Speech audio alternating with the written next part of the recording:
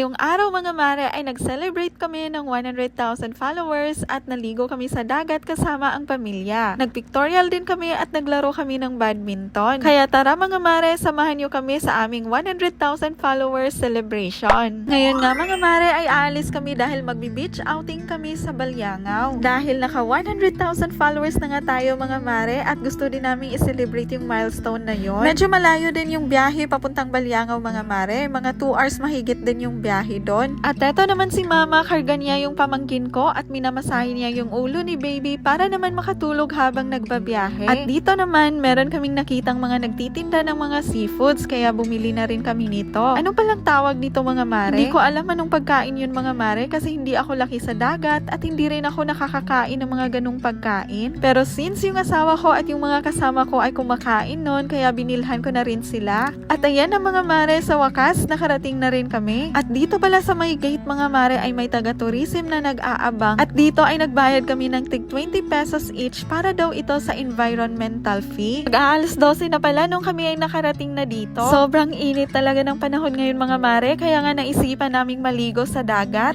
para naman mabawasan yung init ng mga ulo namin.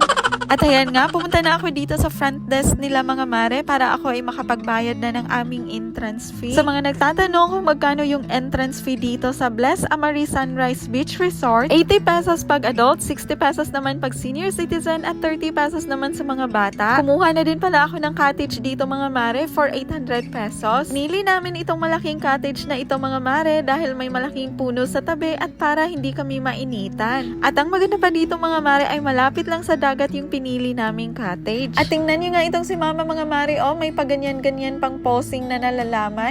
Nagluto na rin pala yung asawa ko ng kaunting handa namin mga mare. Napakaswerte ko talaga at may asawa akong masarap magluto. Sa mga oras na to mga mare ay kumain na kami kasi nagutom din kami dahil sa haba ng binyahe namin papunta dito. At pagkatapos namin kumain mga mare ay nagpump na kami ng mga balloons na 100k dahil magpipicture-picture at magvi-video na kami mamaya dun sa may dagat. Magpipictorial kami ngayon mga mare para naman may remembrance kami every milestone ng page namin. Gagawin nga namin itong routine na may pictorial talaga kami every time na makakapag-reach na naman kami ng another milestone. Kasi para sa amin mga mare, mahalaga sa amin na ma-celebrate namin every achievement namin dito sa aming mini vlogs. At syempre, isi-share ko din sa inyo itong celebration namin ngayon ng 100k followers. Kasi syempre mga mare, kasama kayo sa tagumpay na ito. Hindi kasi namin ito maaabot kung hindi dahil sa inyo na palaging nakaabang at nakasuporta sa amin sa bawat ganap ng aming buhay. Plano namin mag-pictorial na may iba't ibang scenes at location mga mare. At dito, ang unang scene na naisipan namin para sa pictorial namin ay yung ihihiga sa buhangin yung 100k na balloons. Kaso, nung binitawan na ng aking asawa yung balloons ay lumipad dahil sa lakas ng hangin. Kaya naisipan kong palagyan ng buhangin yung mga balloon para hindi lumipad at ayan, effective nga. At ayan, itong asawa ko dali-daling humiga sa buhangin para picturean daw siya muna ng solo. At umupo na nga rin ako dito mga mare. Ayokong humiga kasi natatakot ako at baka may kumagat sa akin na kung ano.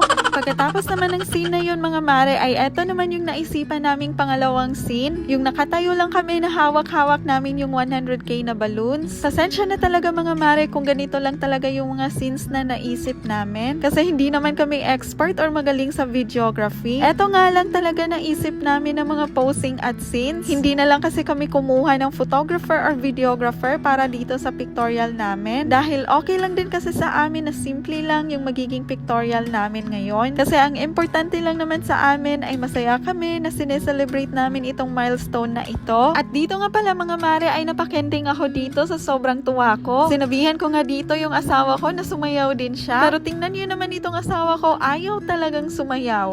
Nagpaturo na nga lang kami dito sa pamangkin ko sa pinsan ng dance step sa TikTok. At yung yu pala na sayaw yung tinuro niya dito mga mare. Di ko alam anong title ng sayaw na yun, basta may yu. Ganon. Paano ba naman kasi mga mare, hindi din talaga ako mahilig sumayaw sa TikTok dahil wala din naman talaga akong katalent-talent sa pagsasayaw. Tingnan nyo naman. At since ayaw talagang sumayaw ng asawa ko, ay hindi ko na nga lang pinilit kaya ayan, nag-pictorial na lang kami. Medyo na late nga lang talaga kaming mag-celebrate ng 100k followers namin mga mare. Dahil sobrang na busy din kami sa pag-prepare sa house blessing ng aming pinagawang 3 paupahan na bahay. Abangan nyo rin pala mga mare ha, yung mini vlog natin sa house blessing namin sa 3 bahay na paupahan namin. Kaya happy 100k followers sa atin mga mare. As of now mga mare ay 167,000 followers na tayo. Ang bilis lang no? Grabe naman talaga kayong sumuporta. Masyado nyo namang binibilisan. Kaka 100k followers nga lang natin nung nakarang araw at ngayon malapit na rin tayong mag 200k followers. Another pamigay Gcash na naman yung aabangan nyo kapag naka 200k followers na tayo mga mare. Syempre, yung pag-giveaway ko mga mare ay pasasalamat ko yun sa inyo sa pagsuporta nyo sa amin. Kaya maraming salamat sa inyo mga mare at andyan kayo na sinasamahan kami sa mga ganap namin sa buhay. At natapos na nga pala kami sa pictorial namin mga mare sa wakas. Ipopost ko na lang sa page natin mga mare yung mga photos ng aming pictorial dito ha. Pagkatapos naming mag-pictorial ay nagpahinga muna kami dito saglit dahil napagod kami sobra kaka-picture at kahit napakainit ay for the go pa rin talaga kaming mag-posing. At eto yung asawa ko at yung kapatid ko ay naglaro muna sila dito ng chess. Tapos tingnan nyo naman itong pamangkin ko, walang ibang magawa kundi manguha ng mga umang. Ano palang tawag sa inyo dito mga mare? Pa-comment nga. Ginambala talaga niya itong mga nananahimik na nilalang na ito kahit wala namang ginagawa sa kanya. Pagkatapos nun mga mare ay sinamahan ko muna si mama papunta dito sa dagat para naman mapicturan ko siya. Umuna na nga lang naligo si mama kasi siya daw ang papalit na magbabantay sa pamangkin namin na natutulog. At ayan, naligo na nga dito si mama mga mare at nagpapa-video pa nga siya sa akin dito oh. Sa mga oras na to mga mare ay naligo na rin kami dahil hindi na masyadong mainit. Tuwing nagbi-beach kasi kami mga mare ay inaantay pa namin na mag alas 4 na ng hapon para hindi kami ma-sunburn. Naranasan kasi namin noon na maligo sa dagat ng mga bandang alas 12 hanggang mag alas 2 na ng hapon. At kinaumagahan noon ay na-sunburn kami at sobrang hapdi ng mga balat at pati mukha namin. Nakalimutan din kasi namin noong magdala at maglagay ng sunscreen kaya na-sunburn kami. Kaya natuto na talaga kami mga mare na hindi na kami maliligo ng magtatanghaling tapat at hindi na magbababad sa dagat ng matagal. At bago pala kami lumusob sa dagat mga mare ay nagpa-picture muna ako sa asawa ko. Syempre mga mare, hindi talaga mawawala ang pictorial muna bago maligo sa dagat dahil picture is life. Yun bang 99% picture tapos 1% na lang yung ligo? Sinong relate yan? Pa-comment nga. Uy, aminin nyo mga mare, ganun din kayo. At habang nag-aura-aura ako dito mga mare, ay eto naman yung asawa kong photo bomber. Wala talaga siyang ibang magawa mga mare kundi disturbuhin yung pag-aura ko. Kaya sinama ko na nga lang siya dito at nag-video kami na kunwari dadalhin ko siya sa aking palasyo. At eto nga't may pa-holding hands pa nga kaming nalalaman dito para kunwari sweet kami. Nagsisweetan nga lang talaga kami sa social media mga mare pero sa totoong buhay ay naghahagisan kami ng mga plato. Pero joke lang yun mga mare, syempre yung asawa ko sweet talaga yan at napakamaalaga kahit walang kamera at sa totoong buhay. Ray na kaya ako sa amin mga mare, yung handa kang pagserbihan ng asawa mo kasi ganun kanya kamahal. Maswerte din talaga ako mga mare at may asawa akong kengkoy na palagi akong pinapatawa. Wala ngang araw mga mare na hindi ako napapatawa nito. Kaya Lord, maraming salamat na binigyan mo ako ng asawang ganito, yung tinatrato ka ng maayos at mapagmahal na asawa. At dito nga mga mare ay naisipan ng asawa ko na maghulma ng 100k dito sa buhangin para idagdag daw sa pictorial namin. Kaya tinulungan ko na lang din sila sa paghuhulma sa buhangin dito. At sa wakas natapos din at magpipicture na nga din kami dito. At dito nga mga mare ay naisipan kong humakbang sa pagitan ng mga numbers na parang naglalaro lang ng patintero. Pero nung humakbang ako ay nasira yung hinulma namin dito at natawa na nga lang ako dito. Pero buti na lang mga mare at naayos din naman ng asawa ko yung tinapakan ko. And by the way mga mare, kung nagtatanong kayo sino yung taga-video namin dito, yung taga-video pala at taga-picture namin dito mga mare ay yung kapatid kong lalaki. Nagpapasalamat nga din ako mga mare na todo suporta rin yung kapatid ko sa pictorial naming ito. Naisipan nga ng kapatid ko dito mga mare na gawing parang drone yung kuha dito. Tripod lang pala yung ginamit ng kapatid ko dito mga mare sa pagbi-video sa amin. At since matangkad yung kapatid ko at mahaba din naman yung tripod na ginamit namin dito, ay para talaga talagang kuha ito ng drone, oh, tingnan nyo. After naming mag-pictorial ay tinapakan na nga namin ng sabay itong 100k na hinulma namin sa buhangin. At tingnan nyo kami dito mga mare, tuwang-tuwa kami sa pinagagawa naming ito.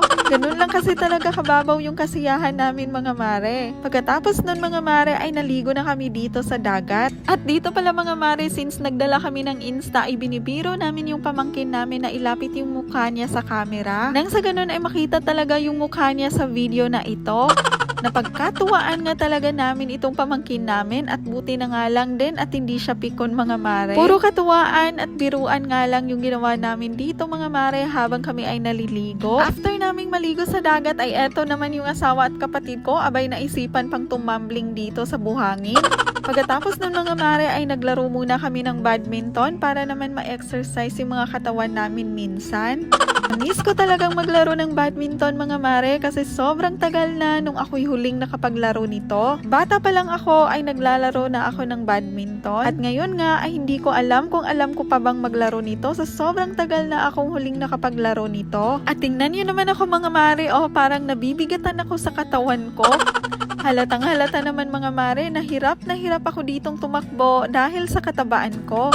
Kaya eto, nag 2 versus 1 kami kasi nga palagi akong hindi nakakascore kasi nga ang bagal-bagal kong tumakbo. At pakinggan yung mga mare kung gaano kami kasaya dito habang naglalaro kami ng badminton.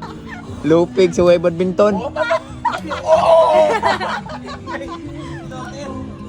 At tingnan nyo naman itong asawa ko mga mare, oh may paganyan-ganyan pang nalalaman, parang mga ngarate lang. Sobrang napagod talaga kami dito kaka-badminton namin mga mare, pero sobrang nag-enjoy din naman kami. Ganito lang namin sinelebrate yung 100k followers namin mga mare at sobrang saya talaga ng mga puso namin ngayong araw. Kaya Lord, maraming salamat po sa lahat ng mga blessings na binigay niyo sa amin at maraming salamat din sa inyong mga mare at andyan kayo para suportahan kami. So ayun lang muna sa ngayon mga mare, sana nag-enjoy kayo sa videong ito. Sa susunod ulit, bye!